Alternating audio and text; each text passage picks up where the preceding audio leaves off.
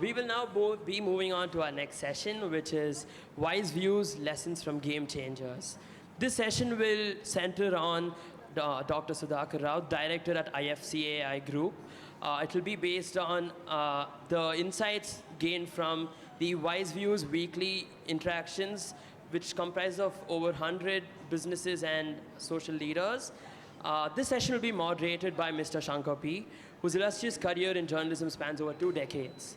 Currently serving as the editor of news and custom content at Knowledge at Wharton, Mr. Shankar has been a driving force behind insightful content creation for 22 years. We are fortunate to have Mr. Shankar P bring his wealth of experience and editorial insights to our discussion today, and we eagerly anticipate his guidance in our conversation. Mr. Shankar P, please, we would like to have you on stage. Thank you. Great, Sudhakar. Thank you so much for joining us today. Sudhakar's taken a 7:15 flight from Hyderabad to be here at around the time I wake up. He was been Thank you. Long day for him already. But anyway, he's having a lot of fun. All of us plan our careers in some way. He started out with a degree in mechanical engineering and then went to the IIM. Mike. Not clear? Okay. Yeah, now and then he went to MIT to do design thinking. And then he's been... It's not louder. Some of the best things about me are silent.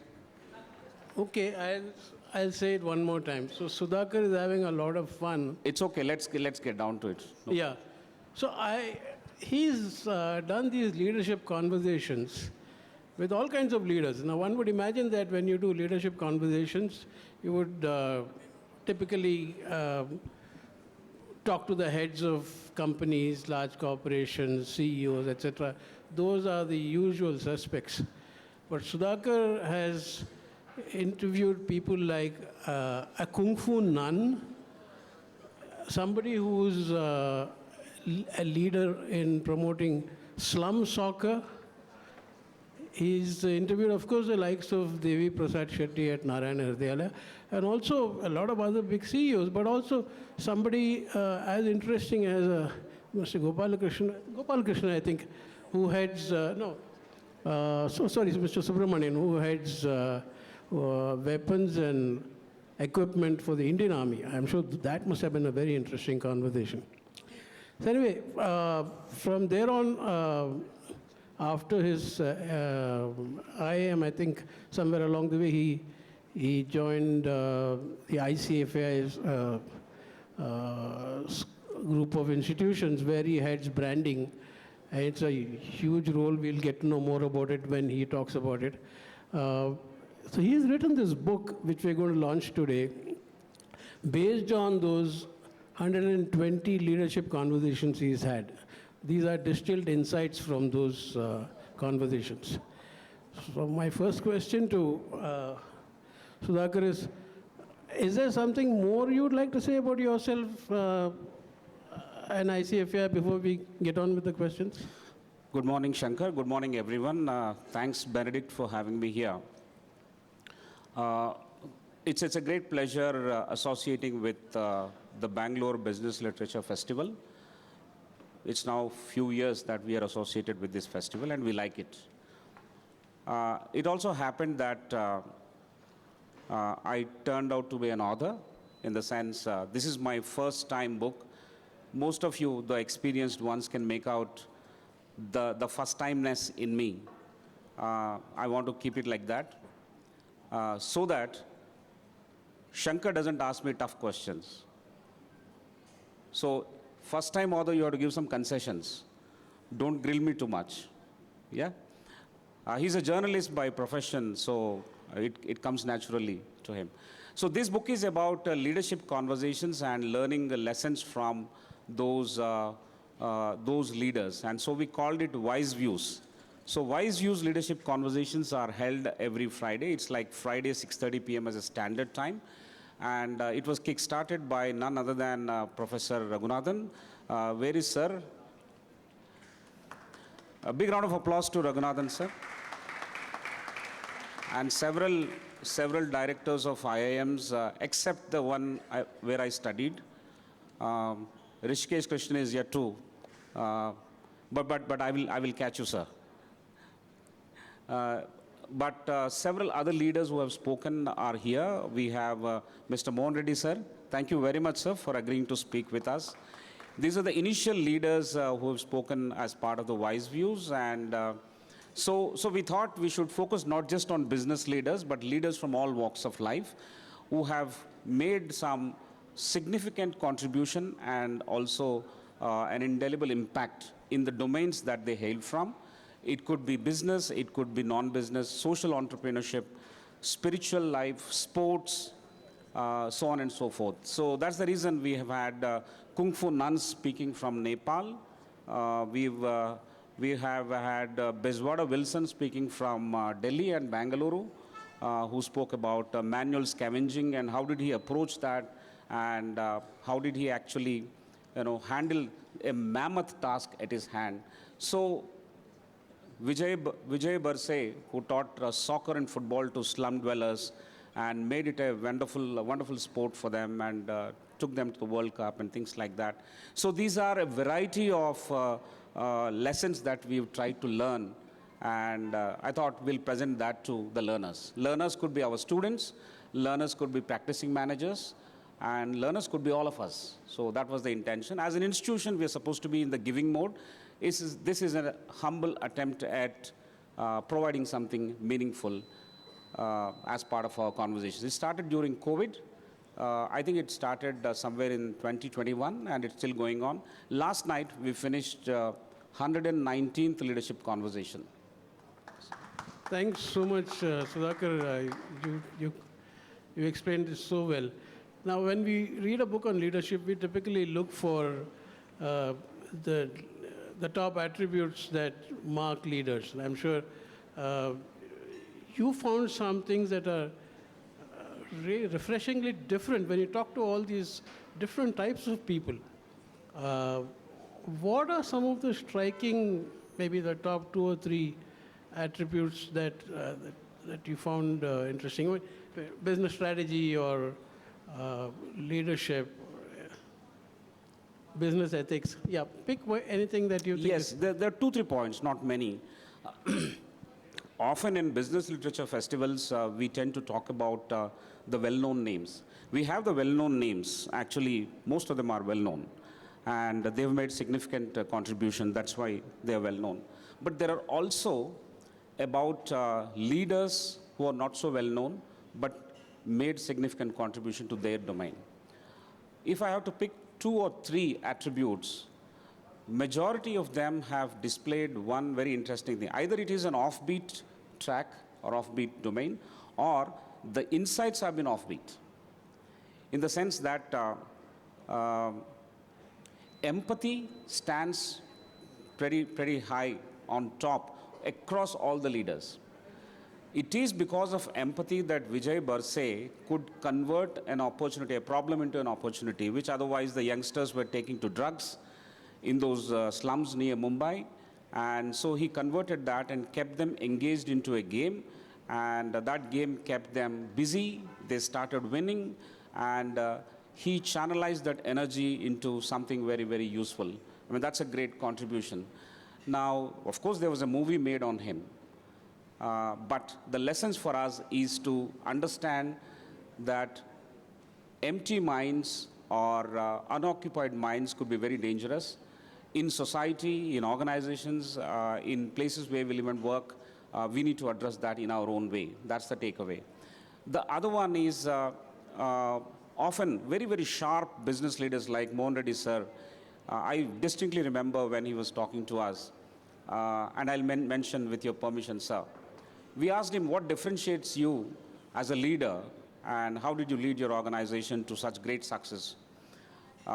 They've had clients from a variety of industries, including aviation. He mentioned, and I distinctly remember, that when you go to make a decision, the 2 things are very critical. One is winnability. When they pitch to a particular client, they look for winnability.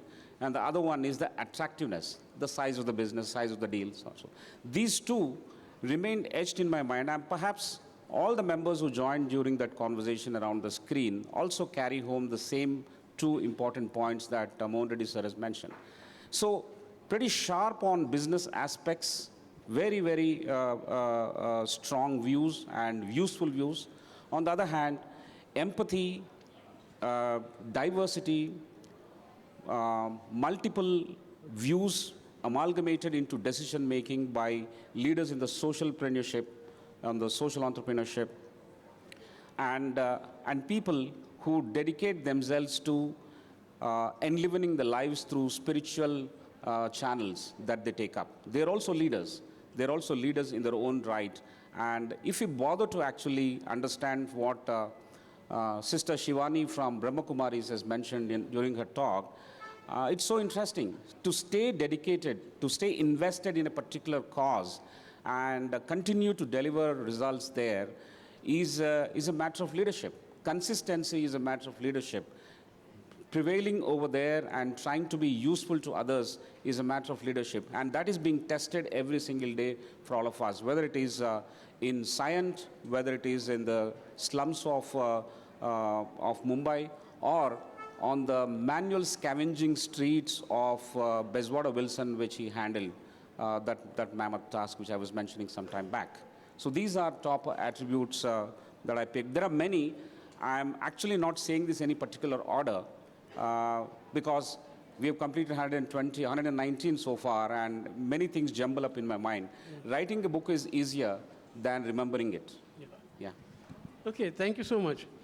Now, Bangalore is the startup capital of the country or of the world, and I'm sure there are a lot of people who have questions they want to ask you, and I think I'll try and guess one of them, and that might be about enterprise valuation.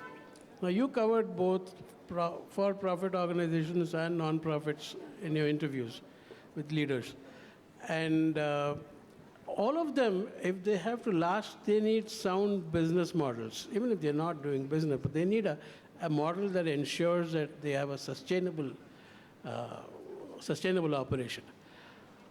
What can we learn from some of those leaders about how to, or what are the things, let me put it this way, what are the things that startup entrepreneurs don't get or don't get well enough when they go about building their enterprise, with a view on maximizing valuation?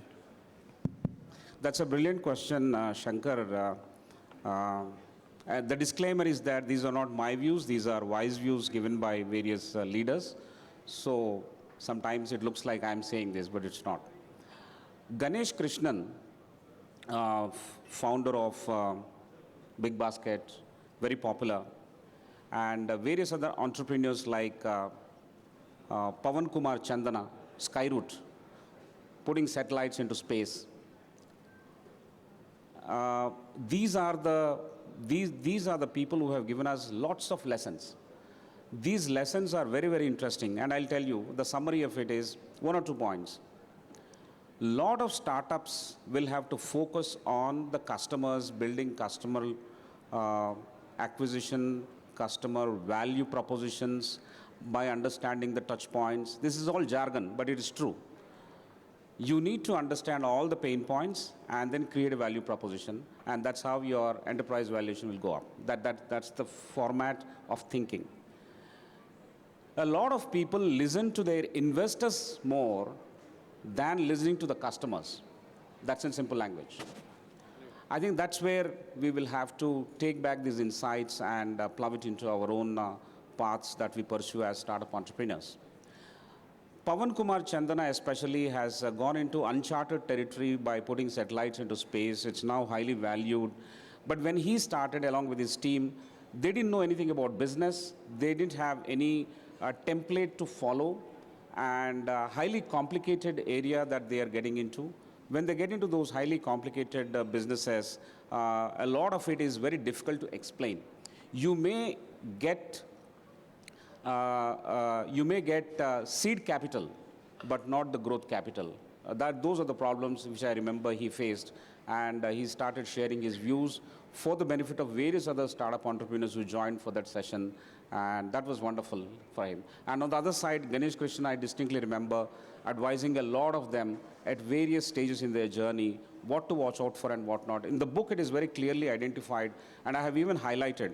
If it is an open book examination, I can read a few, but for want of time, I'm not reading. What we can do is, if the opportunity presents itself during one of the questions, it's time for a Q&A. Okay.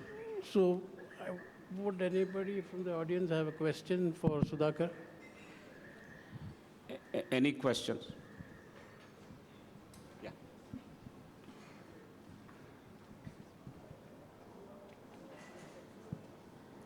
Good morning. Good morning. Mr. Sudhakar, it's a disclaimer. I've known you for a decade, and I've closely watched the kind of, the conversations that you've had with your leaders. I just have one question. How did you ensure that your, I would call them podcasts perhaps, were more about the leaders and less about somebody like you who's so accomplished in your domain? Because many times podcasts are all about the podcast hosts, but very consciously you made sure that it was about the leaders and less about you. And how did this process change you as a person? Thank you, Dr. Smita. I acknowledge the fact that we have known each other very well. Thank you for that question. To be very honest, in the introduction, I introduced the speaker. There's a slide, there are about 2-3 slides about the speaker. I introduced my colleague. There is Professor R. Prasad, who is also the co-moderator. I introduced him. And there's a third slide which talks about me. That's where I feel that the audience would not like to know about me. Very, very honestly, I say that. Because when it is the third introduction, it is too much. So that's where I stop sharing my screen and I quickly get back to the hero of the session, the speaker of the session. The second one is, when your learner mindset is on, all these things actually do not matter. So whether it is students in the class or anyone outside the class, we are all learners. That's what, and I often say this, and I've said this to many. What do you teach? A lot of people ask me, what do you teach? I say, I don't teach, I learn. And we have to keep on learning. And once you have your learner mindset on, it's not about you, it's about the other person. And create an atmosphere and a very, very conducive talking session where they talk more about themselves. And also focus on those listeners who have tuned in to learn something from this particular session. The value that you can give them, the nuggets that you can share for them during that session is of paramount value than anything else. So that's what is the template of thinking for me. Thank you. Thank you, Sudhakar. Does anybody else have a question? Yeah. We Yes, have sir. time Yes, for sir. one question, I believe, right? Very good morning, sir. My name is Harish Kumar Gupta. I'm a first-year student from International School of Management Excellence. I have a question for you. Like, what do you think about the leaders who operate from back-end, influences much, but don't get enough recognition from on-floor or from the environment? Thank you. That's a great question. And I don't want to answer like a leader. That's again a disclaimer. And happy to know that you are from a business school. And to all the students who have joined from various business schools, this is actually for you. It is possible that there are several leaders unsung who go unnoticed. But if you have read the book Built to Last, the most unsuspecting employees, very, very sincere, get to be picked up for the top job when the time is ripe. It has happened in our own organization. I wouldn't have believed that statement had it not happened in front of my eyes. So it's a question of pushing your commitment slowly and steadily, day after day, year after year, decades after decades. You will get recognized. The good work that people deliver will be seen ultimately when the situation is opportune. And there is no shortcut for that. You may have to speak about yourself. Several leaders have talked about that. Your work will speak for you. You can keep quiet. That is also countered. There are various other situations where you cannot be the best kept secret in your own organization. You will have to talk about yourself. You'll have to stay connected. But you cannot move with a searchlight saying that, below the searchlight saying, I'm the next leader. I'm the next leader. You cannot have that kind of a label for you and keep moving in the direction. I think the more you behave rather than talk about yourself in that fashion, you will be much more deserving and getting there faster than otherwise. Am I clear? Yeah. Thank you. Well, thank you, Sudhakar. I think we have time Yeah. for one more question. Yeah, you had a question, sir. And I want to say, if there are other, I'm sure your book is so interesting, there'll be lots of people who have questions. Could they catch up with you offline after the... Very much. That's the purpose of coming here. Yeah, okay, thank you. Yeah, please, sir. Yeah. So I was just wondering, the number of people you spoke to are so diverse. How did you go about choosing the people you decided to speak to in the book? Yeah. Sir, this is my favorite question. In the sense, I was waiting for this question. Thank you. Thank you. This struggle. Do I get a free book? I'm telling you, I'm telling you, no filters now. This is the last question, right? This struggle of following it up with leaders of diverse backgrounds is not easy. Some of the leaders like Mohan Reddy sir was just a phone call away for us. So organized, methodical. There is an office for him. We reach out by an email and quickly we get a response. This is the date. Over. We have Professor Raghunathan on a phone call. He says, tell me what is the format, and he quickly agrees because he's the torchbearer for these conversations. His session is the first one. Mahabharata and lessons from MBA. So that was fantastic. Helping us focus on here than elsewhere. Several complications, strategies that we can learn from our epics. Thank you so much, sir, for that. So it was easier with a few leaders, and with a few leaders, it's very, very difficult. Who was it very difficult with? Doctors, it's very difficult. Doctors. Because of the nature of the work that they indulge in, they're very busy. I always wanted personally to have Dr. Evita Fernandez, who runs a hospital, a group of hospitals in Hyderabad. And to me, she appealed to be a great leader, matured. She's an angel according to me, and that's why I went and requested her to come in. She took about 6 months to come in. And for the last 1 year, I've been talking to Professor Rishikesh Krishnan is here. I can make that statement now. He's not here. So it's more than 1 year. I'm sure he's going to agree. I've been talking to Mustafa, ID Fresh Foods, 1.5 years, not yet materialized. I've been talking to over 8 months with Lord Karan Bilimoria. Last night he confirmed. He's going to be there on 22nd of September. So it is important to have a battery of speakers and leaders who have contributed in their own domains and keep as diverse as possible, not just diversity in terms of gender, but in terms of the contributions and the domain itself. For example, from sports, if someone can talk about, we had an athlete, a marathoner, a session last to last, Dr. Sunita, who ran a marathon, an Asian gold medalist, and she talked about how to treat life as a marathon and build health for wealth. So somebody who can tell us diverse things which are going to be useful to us as an individual and as a collective, as an organization as well, and as a society. So we have these diverse buckets and we keep pursuing them. It's not easy. And we also would like to have cricketers. We also would like to have film stars. We also would like to have pilots. We also would like to have martial arts people. We can learn lessons from anyone and everyone. We had several youngsters below 10 years who were willing to talk to us, but my own colleague has said, let's wait. Since we named it WiseViews, let's give age some kind of priority in this. But over a period of time, I think we'll get even people below 15 years as well if they have significantly contributed. And I know who they are and what they have contributed, so there should be no hesitation on our part. So this is the broad template of selection process or identification process of leaders. And it takes time, sir, and I really enjoy this. And this is not my full-time job. I need to earn my salary as well. Thank you, Sudhakar. This was a very interesting and an educative session. Are we launching the book now or later, or?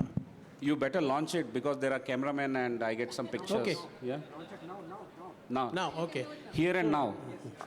Wonderful. So our talk is over now. So thank you Our so talk- much. Our talk is over, yeah. Yeah. Ladies and gentlemen, let's put our hands together. What an absolutely interactive, interesting session. Sudhakar Rao and our moderator, Shankar P, also the co-founder of BBLF. Of course, they're going to be launching the book.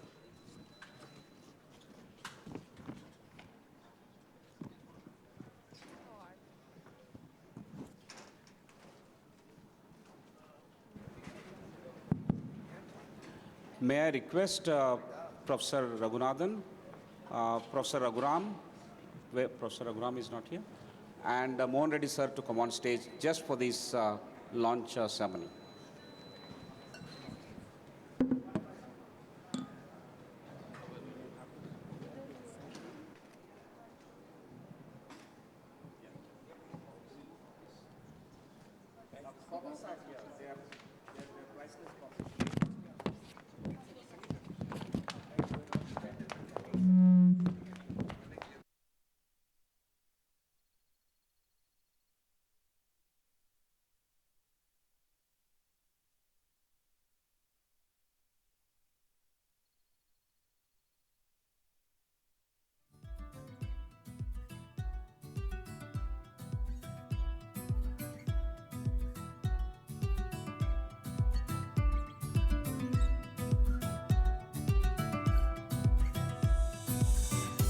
Ladies and gentlemen, please put your hands together. The official launch of the book. We have all of them up on stage. And thank you so much.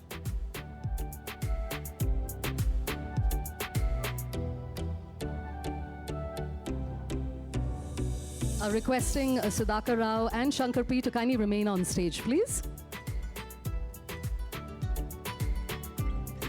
And we'd like to felicitate both our speaker and moderator, and we have Manav up. Let's put our hands together once again. I know your hands are, going to get sore by the end of the day, but of course, yeah, it's a very happy and special occasion, so we've got to keep putting our hands together for this.